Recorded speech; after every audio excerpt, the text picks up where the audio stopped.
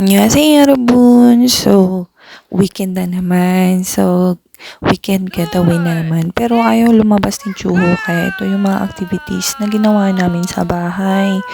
Nagkaroon kami ng art activity through YouTube. And then, ayan nga po, nagkaroon kami ng parang car race na silang dalawa.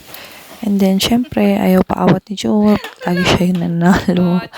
Pagkatapos, maya-maya pagkatapos namin yan, panay, ni Joe kasi iyak. Para pa siyang inaantok siguro or nabobore. Kaya, tinanong ko siya kung gusto niyang lumabas.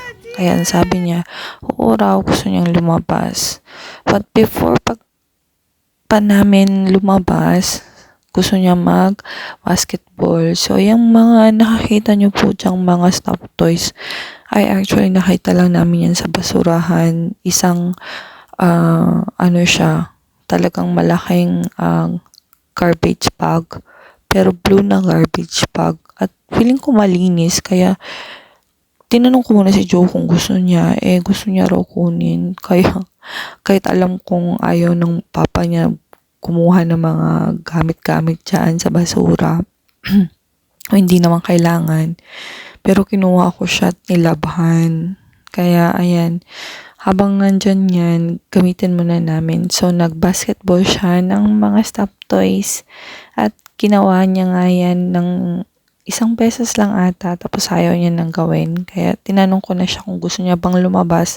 As gusto niya raw lumabas. So, every weekend talaga may getaway kami. At tinatanong ko sila kung gusto ba nilang lumabas. So, lumabas po kami. At in-enjoy ang nature. Ayan nga po. So, pumunta po kami sa free na zoo nga po. Malapit lang sa bahay. So, pwede lang lakarin kasi wala kaming kotse. At kung may kotse man, matagal-tagal na rin kasi hindi rin ako nagpa-practice. So, ayan nga po, gaya ng dati ng mga vlog ko, yun yung makikita nyo sa daan. So, medyo mag-ingat-ingat lang pag dito ka dumaan. Shortcut siya, pero napakaliit ng daan. So, kailangan mas, maingat. So, kailangan yung may yellow dyan na line. Doon ka sa pinagkagilid, dapat para makadaan yung ibang mga sasakyan, tapos may safe na daanan ka rin. At yan nga po ang pinakamalaking paperclip na nakita ko sa buhay ko.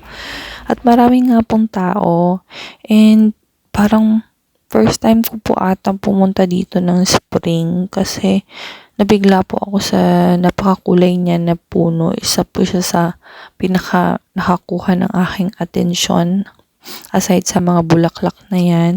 At siya po talaga parang ang center of attraction. Pero pagdating po namin, tulog po silang dalawa. Kaya pala tahimik. Ito naman, para siyang palay, kaya hinunan ko siya. Ayan po yung center of attraction ng zoo. May po dyan, bench na pwedeng kang umupo at magpa-picture. Si Gia po nagising, timing na may elephant yesterday po ito. May elephant kahapon. So, ayan nga po, pinakita ko sa kanya at gusto ni Jihe. At may mga cherry blossoms rin po dito sa park na ito. At maraming ng tao kasi spring nga po, and maganda pong tingnan yung mga paligid kasi may mga cherry blossoms at samot-saring mga plants and flowers na nakapaligid. And pinuntahan rin po namin yung mga ibang animals. Diyan po ay may monkey. At ginigisingan namin si Juho para makita niya yung mga animals kasi baka naman pagdating niya sa bahay, ayun, yun palang pagising niya. At nakita niyo naman po maraming tao.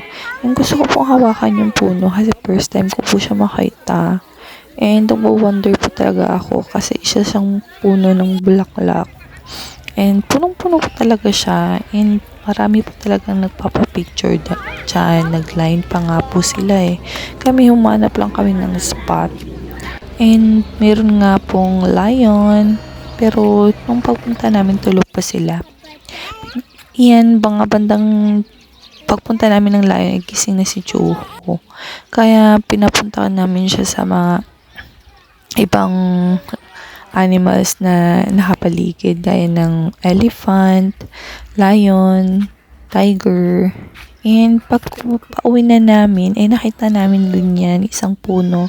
Para siyang napakalaking orchid. Kaya talagang kinunan ko siya kasi first time po. Kinunan ko yon kasi first time ko makita. At yan rin po, medyo first time ko rin makita yan. Kaya kinunan ko rin kasi kakaiba siya. And maganda naman siya tingnan sa malapit. Ayan, pauwi na kami.